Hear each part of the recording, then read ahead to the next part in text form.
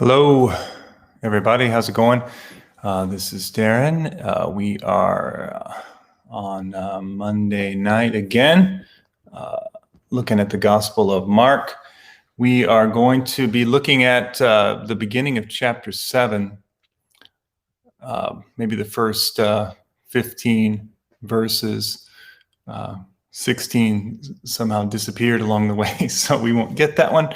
But yeah, we're going to look at that. I'm going to pull up the verses here on the screen. Just give me a second here. There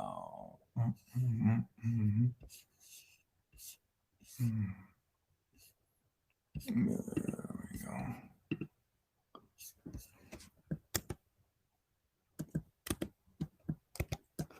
Okay. Make myself even smaller down in the corner there. Okay, chapter 7. Now with the Pharisees and some of the scribes who had come from Jerusalem. Now, when the Pharisees and some of the scribes who had come from Jerusalem gathered around him, they noticed that some of his disciples were eating with defiled hands, that is, without washing them. For the Pharisees and all the Jews did not eat unless they thoroughly washed their hands, thus observing the tradition of the elders. And they do not eat anything from the market unless they wash it. And there are so many other traditions that they observe, the washing of cups, pots, and bronze kettles. So the Pharisees and the scribes asked him, "Why do your disciples not live according to the tradition of the elders, but eat with defiled hands?" So he said to them, "Isaiah prophesied rightly about you hypocrites, as it is written, 'This people honors me with their lips, but their hearts are far from me. In vain do they worship me, teaching human precepts as doctrines.'" Sorry.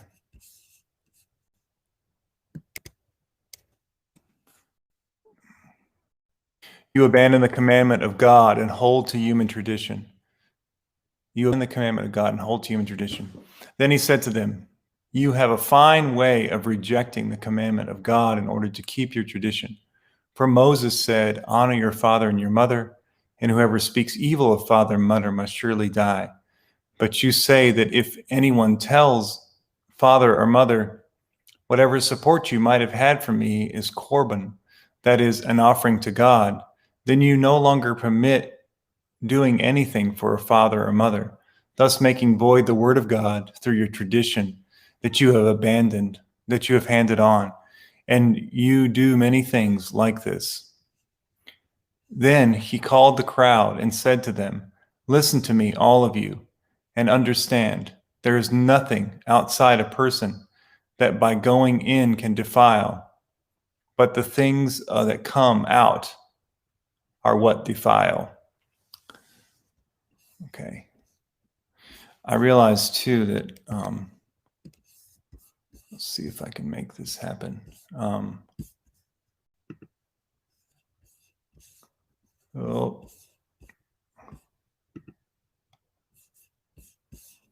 want to have Mark 6 ready here at the end, this last little bit here.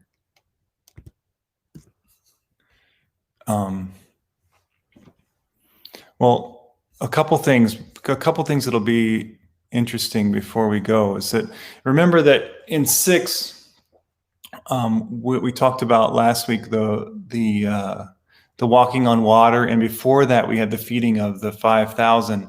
The feeding of the 5,000, of course, a lot of mention of bread and loaves there. And then remember, oddly, at the end of the walking on water scene, there is another mention of loaves, saying that the disciples' hearts were hardened, and they didn't understand about the loaves. And then you'll notice in this chapter 7, speaking of them washing, of the disciples not washing their hands, there's in the Greek there's a specific mention of bread and using the plural loaves again. So there's this connection going through with this bread throughout these texts, and then also at the end here, just this last little bit of chapter 6. When they crossed over, they came to the land of Gennesaret and moored the boat. When they got out of the boat, people at once recognized him and rushed about that whole region and began to bring the sick on mats to wherever they heard he was. And wherever he went, into villages or cities or farms, they laid the sick in the marketplaces and begged him that they might touch even the fringe of the cloak. And all who touched it were healed.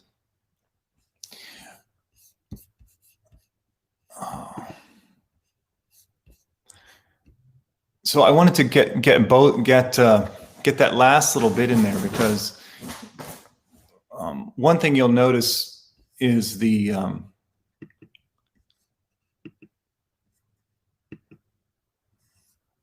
clear difference between what is running through the minds of the Pharisees and the folks coming from Jerusalem in regard to purity and impurity, specifically in relation to Gentiles. All right, Mark. I see Mark over in the chat. I don't know if maybe Mark didn't see if Mark got a. I'll make sure that Mark gets an invite in case he wants to jump on here. But anyway, you'll see. You notice that in the scene beforehand, Jesus is with this group of potentially both Jews and Gentiles. And with this group of potentially Jews and Gentiles. And, they're crowding around him, touching his cloak, and all that touch it are healed. So there's this intimate kind of connection with touching. And then that's another link word that happens moving from the text, the end of chapter 6 into chapter 7, is that you have, there we go. Here's Mark. Moving from this text, the end of echo in there, Mark. There you go. Hey, Mark. Good evening. I'm trying to get my camera straight. Yeah, no. There we go. Yeah. Yeah. So anyway, I was just going back over some of the links again. Between that last section of chapter 6, heading into chapter 7. Okay.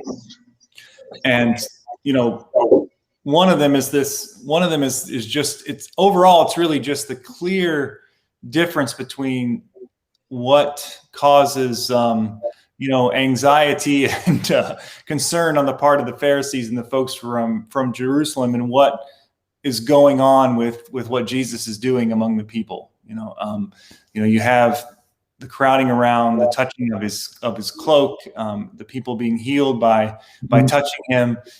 You have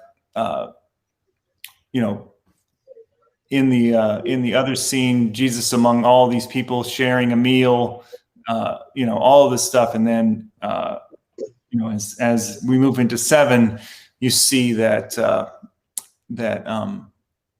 those coming from Jerusalem and the scribes are very concerned about whether Jesus' disciples are maintaining a level of ritual purity right, throughout it. Yeah. And so I think that sets up a real, just the scene before sets up a real dichotomy already between how the two people are feeling about the world, Yeah. One of the things that I guess I don't know if it's the way Mark wrote it or it was the redaction process, but I think Mark does a great job of creating this ever evolving tension between Jesus and the religious leaders of the community, because you have an interaction with them, and you have what we see in 6. You have this interaction. So it's just a great job building that tension. That you know it's going to lead to something explosive down the road, but just a tremendous literary device in terms of building, creating that tension. Yeah, and I think that, you know, on first reading, I didn't notice a lot of these, a lot of the ways that in particularly in this section, there's these little connecting words with the bread connected all the way through from the feeding all the way to the boat scene with the, you know, remember the disciples' hearts were hardened. They didn't understand about the loaves. And then, you know, the Pharisees concerned about the bread, and the touch, you know, how it's being touched or whatever, as well. And then another, you know, a note that that Ched Myers brings up in his book, Binding the Strong Man, the commentary on Mark, which is, you know, comes from a real, invests it with a lot of political understanding, you know, of what's going on, but, you know, talks about how one of the other connecting words in here is how Mark makes sure to mention marketplace in both places. You know, he talks about everybody bringing their sick into the marketplace at the end of 6. And then he talks about how you have this. So in the visual depiction of it, you have Jesus and the disciples in the marketplace in this, you know, mixed Gentile Jewish area. And you can see the people swarming into the marketplace, you know, with, you know, from all different backgrounds and all different levels of, you know, who knows what, you know, and people who are sick and hurting and, you know, all of this stuff are, you know, all gathered around Jesus, just trying, you know, reaching out to touch him. Right. And then, you know, the next scene of talking about the marketplace, you have this vision of these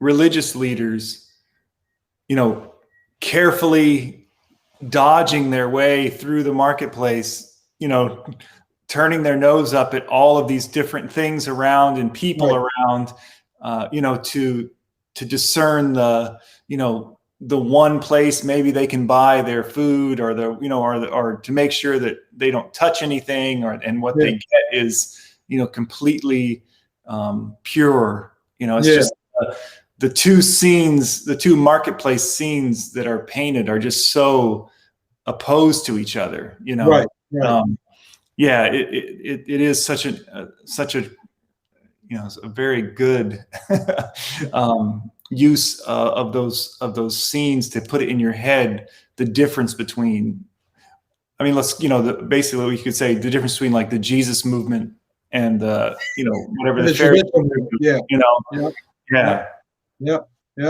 no, for sure, it's a real, and it's a lot of drama there. Yeah, for sure. Yeah. And there's a few other, you know, there's a few other interesting things in here as far as just kind of language goes. Some of the words have some of the words that are used have these kind of, you know, double entendres, or different, you know, a couple different meanings they could have. So someone talks about, in the, you know, the word used for tradition, the tradition of the elders has positive connotations in the New Testament, but also in Mark, the verb for that can also mean the handing over or betrayal, like of John the Baptist, Jesus, and of Christians in chapter 13, you know, where it talks about the coming destruction or whatever. But so that word used there for the tradition of the elders can also have this kind of almost a sense of the betrayal of the elders, you know, at the same time, when it's juxtaposed with, you know, living out the tradition of the elders as opposed to following the commandments of God. That there's that,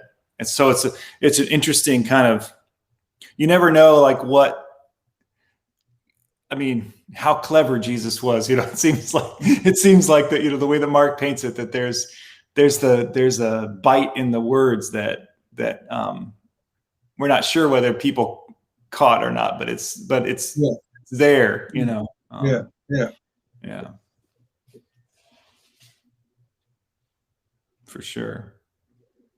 I mean, you paint an interesting picture in that the Pharisees are wanting to making their way to the marketplace. Of course, they're not going to touch none of these people. Yeah. That especially this was a largely Gentile area, so I guess they couldn't. They didn't definitely want to touch them, right? So they violate their purity standard. But yeah, I mean, and I thinking about I think that early on, kind of in this, looking at some of the earlier chapters, there even in a Jewish region, like especially if you're talking about the Galilee region and those kind of areas where you have Jesus ministering a lot, those religious leaders, particularly the ones who come from Jerusalem, they're going to be doing the same thing in those areas that they would, because I mean, basically what someone was saying. I was reading this kind of the commentary that kind of gets into the sociology of it, and they were saying that keeping purity laws was a near impossibility for peasant farmers. It says who may not have the required water for ritual baths, for fishermen who came in constant contact with dead fish and dead animals and the like. It was very difficult for people who traveled about, such as Jesus and his disciples as well, keep up these things, and that there almost became a different tradition in the peasant communities for how to maintain, your piety, as opposed to, what was available for people who lived in the bigger city, or people who had access to. They had the resources where these struggling folks, the fishermen, the shepherds, those folks that labored, didn't have the, for lack of a better word, the infrastructure. Right. Maintain it. Yeah. Well, and I think, what you see, I mean, we see this nowadays too. I mean, what you see is that it becomes really clear when you start looking at things from the point of view of the peasants, that all of this stuff is just made up, I mean, there's something behind it, obviously, but like that, where you draw these lines and how you draw these lines has an awful lot to do with where you come from and what you're trying to uphold. I mean, the elite folks from the city are sitting in their, libraries or whatever, coming up with these, these traditions. They just so happens that, it makes it almost impossible for the people in the, in the outlying rural and peasant areas to maintain cleanliness, because the first rule for them is they're trying to survive. Right. Yeah. They're trying to eat. They're trying to survive, and not saying that the rules of piety aren't important, but number one is, what am I going to eat today? Yeah. Well, I mean, and the thing about it is that,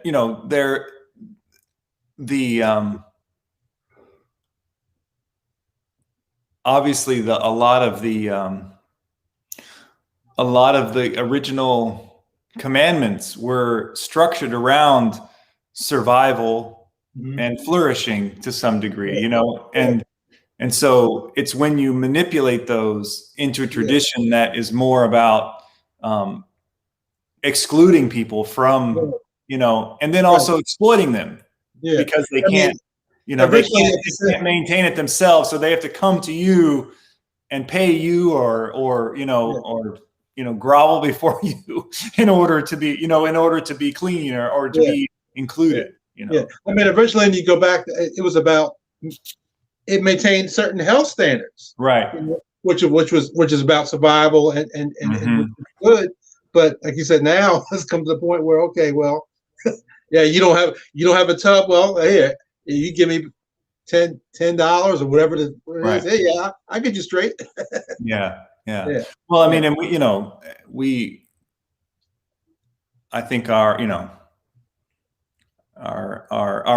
economy and our churches often function in a very similar manner. mhm, There's a certain expectation set, a certain way you're supposed to be and act, and yeah, that you have to be. And then, yeah, if you fall outside of that, then, you got to get yourself right right. Yeah, before you can yeah, be included, yeah, yeah, Um, yeah, yeah, yeah, yeah, yeah, no doubt. I think, yeah, I think, yeah, it's interesting because like I just think about those two marketplace images, and it's really obvious which one is the more um, compassionate and godlike, right? mhm, right. It's really obvious, Yeah, but yeah, when it comes to actually, you know, being in the presence of a bunch of people and letting them touch your cloak, yeah, it yeah, becomes a little bit of a yeah, different yeah, yeah. scenario for, Yes, for a lot yeah, of people. yeah, It's yeah, yeah. yeah, yeah, You can see why the traditions develop yeah, yeah, to keep the people away from you. yeah, yeah. Yeah, So that makes you then wonder then what is it that the marketing community was itself was yeah, dealing yeah, with? Yeah, yeah. And I think that um, if the setting is what they like what a lot of people talk about of are this near and around the Jewish wars, and this conflict with Rome yeah, heightening, you yeah, can see that these issues over who's inside the Jewish community and who's outside of it, yeah, right, and all that would have been, you know, very key arguing ground yeah, right, right. And for what the this rules for community. access is, and who has access. Right, Yeah, right. yeah, yeah, And when it comes down to, you imagining that people who are defiling, the state of the nation are causing us to lose a war. I mean, yeah, that gets pretty serious, yeah, yeah, yeah, yeah, yeah, yeah, yeah, yeah, yeah. yeah, And you think about this ever evolving conflict after 70 AD, and still there's been yeah, destruction of infrastructure. I mean, folks. I mean, folks are scrambling yeah, to have access to clean water and clean food. yeah, So for a lot of those folks, probably the whole ceremonial laws might later for that. yeah, You know, yeah, how do we even main how we maintain a sense of community? You yeah, know, yeah, yeah, yeah, yeah. Well, I mean, and I think even if you think about, even if it was written, even if it was to a community that was right before that time, you yeah, know, you you're trying to navigate this way of holding a community together while on the outside of the community, the two sides that are represented inside are just, about to go at each other, yeah, full force. I mean, right, even though the Gentile folks probably inside the congregation don't really have any allegiances to the greater Roman, yeah, empire or yeah, whatever. yeah, yeah, But yeah, I mean, no, it's a tough place to be in, yeah, for yeah, sure, for yeah, sure. yeah, Yeah. yeah, I mean, I didn't think about this before, but I was just thinking about, like I think about, you know, um, Dr. King and his stance against the Vietnam War, that what that did to, the movement he was a part of, and what it did to the people around, like how the people around him, many people turned away from him and made him an enemy, because he was seen as contributing to the nation losing this war or whatever, I mean, it's an interesting place to be in, while he's trying to draw together a certain group of people and hold them together and move toward a certain thing that, this other thing is causing going on, causing division. And in the end, like, really had nothing, I mean, was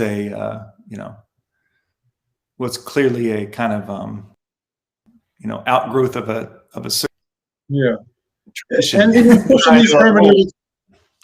pushing these hermeneutics a little more. I'm gonna tell you, Darren. I mean, that report that came out today about the climate. I mean, that heavily weighs on me. And I think about one of the major issues that folks talk about is this whole issue with the border. And I would say this, to me, when I look at this whole border crisis, there's two issues. One is the role of the economic issue of what first world economies did to those third world economies in terms of Latin American debt, so that they have the governments where they are. So what was our role there? Then you got this ever evolving climate change issue. That a lot of these folks are coming because the climate change is driving it. So we talk about not having I mean, a lot of those areas down there don't have fresh water. Clean drinking water is a major issue. Right. No, and I think you're right. We're talking about rules and regulations about rules and regulations. Folks come on the border, but we don't understand the issues which is driving those folks. I mean, I have discussions of folks at work. They say they don't understand. All these folks coming up here. I said, well, you need to do some research to understand what are the forces which is causing these migrations. Right. Yeah. No, and I mean, and like so much of it is, I mean, so much of it was driven by that kind of Cold War, anti-communist, anti-socialist, just rhetoric, and of course, the danger to profits. I mean, that's from going back to the 50s in Guatemala over bananas, all the way up. And all those countries have been, completely ravaged by, by us and by macroeconomic policies, especially the debt issue, and then what that led to was the rise of these despots, and these unstable governments. That we put in place in so many places. That we put in place, that we supported for whatever reason. Well, exactly, and it's funny because this is where this gets interesting, because we don't ever, most people don't ever question the narrative, right, that they hear. About this, they don't ever question. I mean, because really, if you think about it, like even that what we just talked about, as far as what has been done to those nations to cause this crisis. I mean, that's not really a serious conversation that's had on any of the mainstream media platforms. I mean, the right's definitely not going to talk about it, but even what what's called the MSNBCs and the others, they don't really even talk about that. They just kind of wring their hands about it, and kind of say, oh well, we should be nice, but they don't say, I mean, and you see this really clearly with Cuba, the way that scenario is reported. I mean, you don't ever hear anything about how you hear that every article mentions the fact that we've had an embargo against them for 60 plus years. They don't ever say that it's a bad thing. They just mentioned it as a fact. And that's, I mean, and so much of that is just based on this whatever, this tradition, this set of understandings that we have, saying that we know best about how people should order their lives. And meanwhile, you can look at a place like Haiti, where we have been ruling there for, for all these years. And like the whole crux of what Jesus is saying. The religious leaders saying we know best, right? But we're not going to take into account the social economic things that you might be dealing with. Right. Yeah. Well, and also in this scenario, you get it clearly too, is that that those people coming from Jerusalem don't go to that place very often. Yeah. They're going there to confront Jesus. They're not going to go spend some time in a Gentile area just for the fun of it.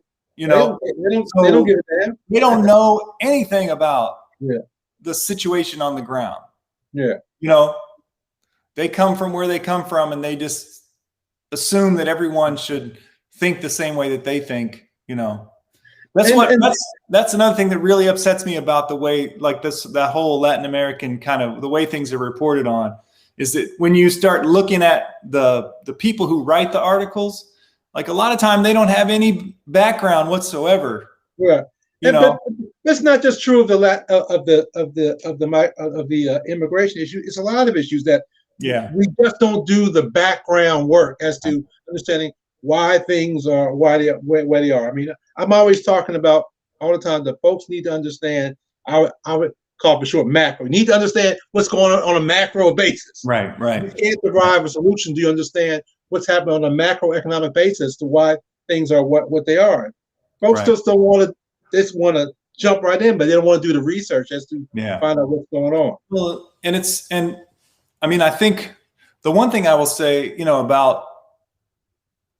about the way the state of the world now is that we have so much access to the thinking of people on the ground, of the people. You can get access to that now. I mean, there was a time when it was really hard. You had so many layers you had to go through in order to hear from people on the ground, because some newspaper had to send someone over to, and then you might get the newspaper back. I mean, it was hard. It was more difficult, but now you can find, about the actual people that are gathered in the marketplace around, around Jesus to tell, to share what their actual burdens are. But instead we have to listen to, people making millions of dollars talking at us on TV. I mean, that's what kills me. The fact that there's someone sitting up there making probably $30,000 an hour to sit there, and tell me about what I should think about immigrants crossing the how can you possibly have any, what do you know? What do you know about this? Like, where are you going home to? And I think that's the other side, and it's not really, I'm not necessarily saying, well, anyway, I don't know what I'm saying about them, but like, if that's the place you're living in, if that's the place you're living from, it's just really hard to, of course, the traditions and understandings you develop are going to be shaped by that. Your understanding of inside and outside, if you're living in a gated community, around a whole bunch of other people who are in that gated community, and you got your own golf course, it's going to be the traditions you're going to develop about what's good and right and true are going to be different than the people who, are crowded into some place together, trying to survive, that's just. And this report that came out today, we're talking about changing mindsets or changing ways of thinking. I mean, this report is basically saying that you have got to start changing your way of thinking. Which is, very, very uncomfortable. We're talking about this. I mean, the report that basically said we need to stop burning fossil fuels now. Right. I mean, I could just hear folks saying, "Are you crazy?" Well, I mean, there's, well, I mean, this is where we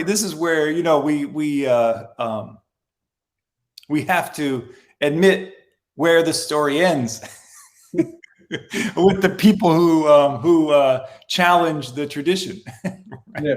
I mean, they get handed over. Yeah. And, Yeah.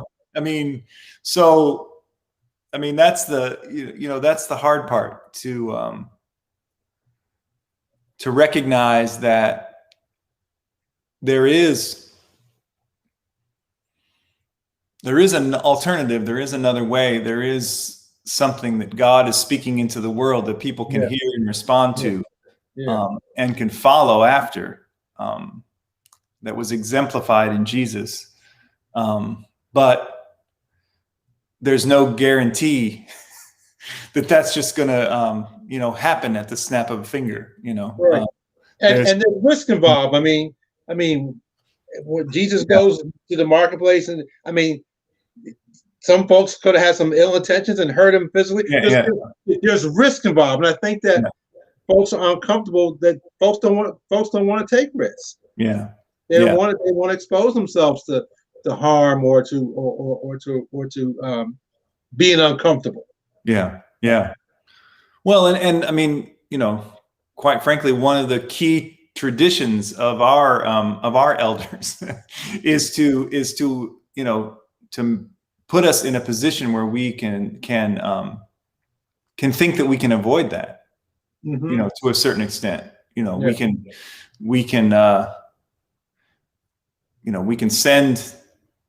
We can send some soldiers somewhere to do a bunch of stuff that's gonna, give us freedom from having to do that ourselves. We can, maybe we're going to be able to escape to space or something whenever this gets bad enough. I mean, there's all, or you can just, or you can just wait till football season starts or whatever, whatever, just I think the key is that our folks don't understand that ministry is about getting your hands dirty.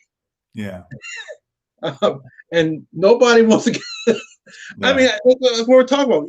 Their hands were dirty. Ministry is about getting your hands dirty. Yeah. And folks are not comfortable with doing that. Yeah. Yeah. Yeah.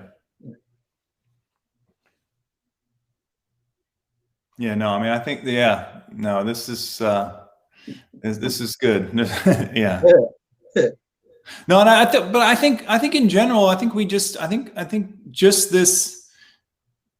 just talking about following Jesus as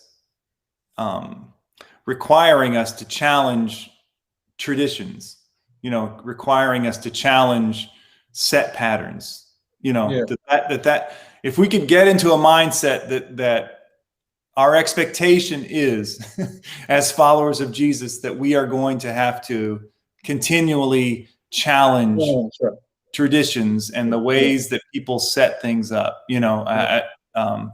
and because I think that's what I think we get far too comfortable just with the way things are passed down to. I think we have this vision of Jesus. We have this one vision of Jesus as this calm, meek type of guy, whatever. But there's this other model of Jesus as disruptor.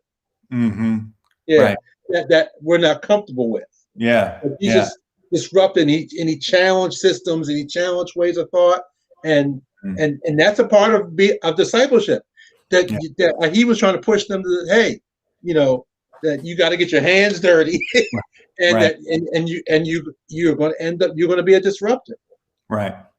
And I think it's I think we've talked this is the thing I think that's probably come out of this study this time for me that I never really noticed before, is just how on the edge Mark's gospel is. That the disorder and the disruption kind of take precedence over any kind of reimposition of a different order. It's almost like, look, it's almost a clearing out, and there's not as much of the, of laying the next thing down. I mean, I think like Matthew's gospel does a different job of juxtaposing, okay, you've heard it said this, but Right. I say this, you So know, this that, is that sort of the thing. new method, the way This thinking. is more like, Yeah. this is all wrong. You know, go and figure out what the That's right right. thing is. And for a brand new community, Yeah, you're going to have that mindset. yeah, A brand new community that because you're saying that there's a new way of thinking, and so you can see that for a brand new community. yeah. Yeah. And I think that's our challenge then, is how we figure out how to remain brand newish, you know, Right. all the time. I think that, I think of the the new wine and the Right. new wineskins, Right. and I think that there's a way that one of the things that's being pushed here is that there's a constant need to challenge these things. Right. Things get settled, but then they need to be unsettled again. Things get, Right. one of the commentators was talking about how near kind of the end of this, from about chapter 7, verse 7 down, there's about 5 or 6 repetitions of the word anthropos for humanity. It's just like boom, boom, boom, and each time it's juxtaposed with the commandments of God. Like there's what humanity wants to keep imposing, and then there's what God is trying to do in your midst. And I think that to me in this text is a clear kind of like, look, there's some beautiful people out there in the world, but when they get together and start planning things, you got to make sure that there's some people around listening for what God is doing, in the midst, and challenging the tradition people are trying to be set up. Traditions. I mean, that's especially appropriate as I would say we're coming out of COVID, but I don't know if that's true. Yeah. That's true anymore. But in terms of how the church does ministry in a pandemic environment, there's certainly the old ways of thinking. You need to start re-examining some stuff. Yeah. Well, I think in general, I think this has been a kind of this has come back to me a few times when people talk about getting back to normal. It's that same mentality. It's like, well, this offered us an opportunity to say there was so much that was normal that was not working for people. Right. And this has only highlighted the fact that it hasn't been working. I mean, I think, this whole thing with evictions and housing, it's clear that this is, this should show us that it's not working. Like you're mentioning with debt around the world. This whole thing should show us that the way that we're dealing with debt is not working. It's not working. And all. We could go even further to broader economic systems that don't seem to be working at all. But we don't want to get in trouble with the capitalists out there. I still might be a sponsor or something coming my way. But it's no, I think that maybe that's something maybe this text has to offer as well, is what does normal mean, and I'm not saying that God imposed this pandemic in order to make us question our normal, but I want to say that this, when tragedies and things like this happen, like, it does highlight what's wrong with the normal, what's wrong with the traditions and the ways that we've been living, that this highlights and makes clear that should call us to listen again to where God is calling us to be. Exactly. Into a new thing. Causes us to reset, and we can also talk about one of the challenges for, I don't care what denomination you are, or what race you are, is how we're still challenged how to reach that 18 to 35, 18 to 40. Right. And I always thought that we had a tremendous opportunity last year with young social unrest behind Yeah. Ahmaud Arbery, George Floyd. And to me, the church's response was lackluster. Yeah. It was just a tremendous opportunity to be a witness. And not saying there wasn't some church communities who did, but to me, overall, the church's response was lackluster.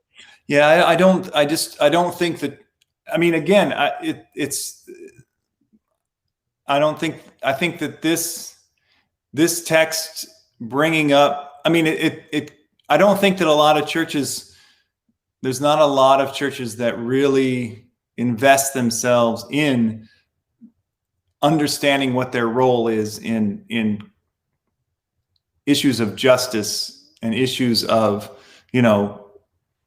making the actual world better. Like I think that's just lacking in so many ways. And I think that there's an urgency. Who's wrong with that?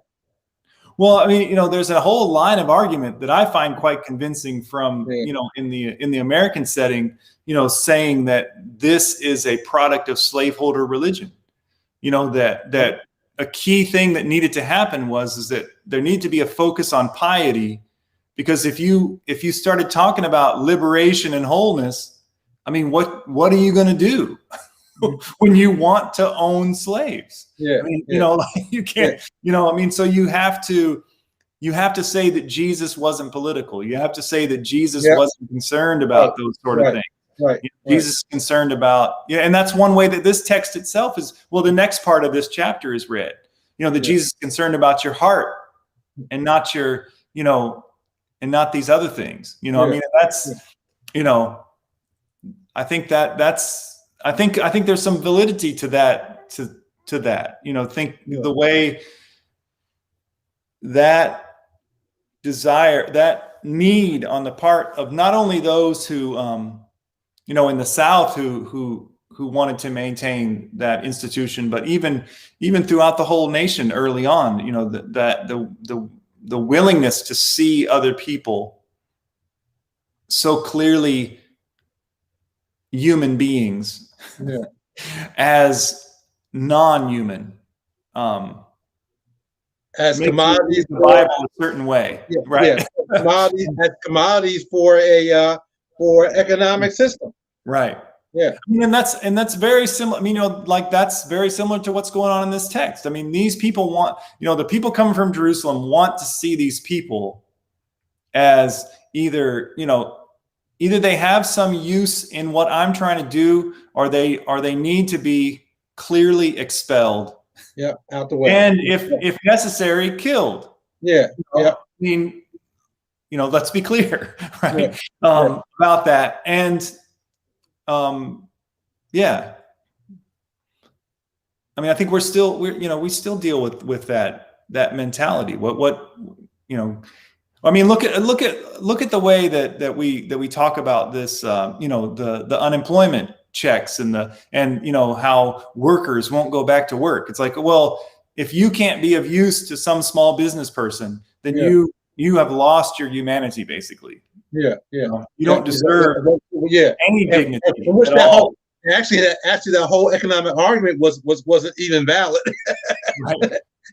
Right. I mean, it wasn't even valid. Yeah. I mean, it's, I mean, wow, what's his name? Wow, while other people are flying to space, I mean, like, yeah. I mean, that's, I mean, I think that's, it's interesting because, it's one of these texts, it's this text, like in the end, it's like when you read it first time, it's like so intricate about some weird battles that, don't make any sense to any of us about, these strange laws and customs and stuff. But, the broader message is clear.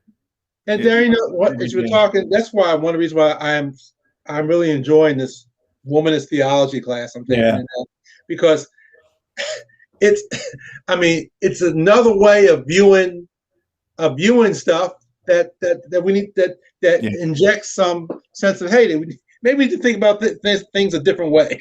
Yeah, exactly. Yeah. Well, and I think, I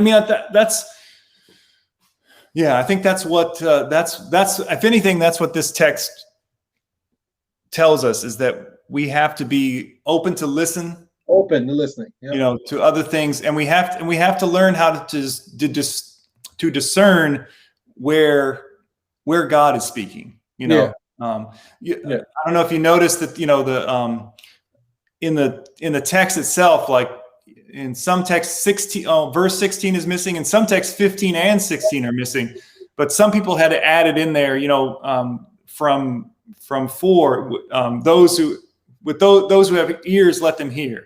Yeah. You know, that quotation from Isaiah. So, but people think it might not be, you know, a part of the original, so they take it out. But you know, it's valid there. You know, you know. I mean, like, it's about how do we develop the ears to hear. You know, where God is calling us, even in spite of, you know, when it directly challenges something that we think is a solid tradition, you know. Yeah. I mean, what Jesus says in 14 and 15, I mean, the people say, okay, because okay, I can eat this because that might be the only food I can get that day. We affirm all of creation is sacred. God knows we need to hear that today. Yeah. Well, cool, Mark. I'm glad we glad that God. I think the link stays the same. You can check. I don't know. I tried to click on one of your old links and. All right. Well, I'll remember to keep sending it. And so we're going to finish out this little arguments. The arguments with the Pharisees. We'll return again to it. Hopefully, we have more to say about that. And then I'm kind of excited about when we get to the Syrophoenician woman. Syrophoenician woman. Okay. Yeah. So my friend Marcy's going to come on and next week. 2 weeks. So we'll do that. The rest of this chapter. I mean, the rest of the Pharisee. I think to 23 is the argument. This kind of keeps going on, and then from 24 on after that is the Syrophoenician woman. So we'll have an extra guest.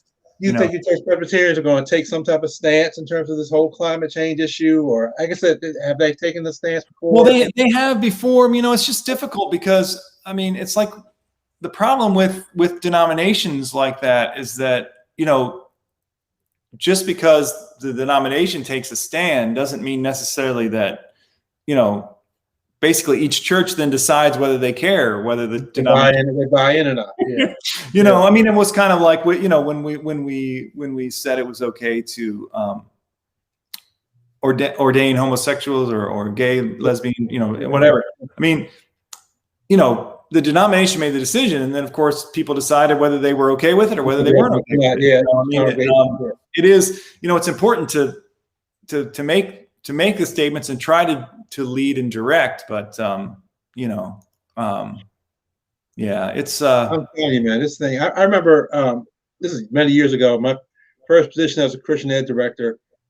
That year, Time Magazine did a person of the year. They made Earth Planet of the year, and I was like, wow, that really struck me. And I found this wonderful curriculum, I think, put up by the United Methodists, and we did a BBS on ecology, basically. That's I just think that we need to some kind of way revisit this in our educational ministries. I mean, this is no, it's true. I mean,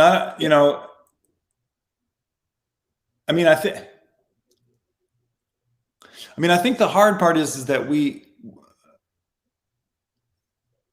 I think that we have to realize, and this is something else we don't want to, you know, deal with, is that there's a level of education that needs to happen, but there's also going to have to be just a level of activism and a level of forcing, you know, the people in power to change things, you know, in some way, shape, or form. Because in reality, I mean, we're already at a place where, you know, our votes don't really matter in these issues. I mean, you know, there's no, you know, most of the people who vote on these things that would need to be voted on to change this are all in the pocket of all the people who want it to keep going.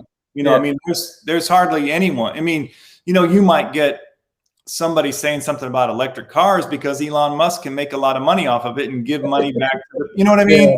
But you're not, the actual people-based solutions is going to require, a whole mass of people, shutting some stuff down for a little while, so that people say, okay, we can't keep doing this because the people are not going to let us do it. I mean, there's the education that needs to happen to get people to that place, but I mean, we're in a really tough place because it's the same thing with this stuff as it is with other things. When you watch the news in general, like this story will come out and it'll be reported, but you won't hear anything more about what the solutions are on any of the major networks. And you got to get people to buy in too. I'm gonna say one more thing. I'm gonna go. One of my favorite areas is we go vacation twice a year, Outer Banks, North Carolina. And I'm trying to get a lot of those folks to understand that. I mean, a lot of them don't believe that climate change is affecting their area. Right. I mean, if you go down there, there's two roads, 158 and 12, and you cross the bridge over to Hatteras down that area. 12 floods out all the time just from thunderstorms. Yeah. And folks don't buy in the fact that climate change is really affecting their area. I mean, a lot of the areas below sea level. Yeah. So it's trying to get folks to really to buy into it. Yeah. It's true. True. Yeah. All right, Mark. I'll see you next week. I'll make sure to send the link. Okay. Take care. Have a good week. All right. You too. Yeah. Okay. Bye-bye.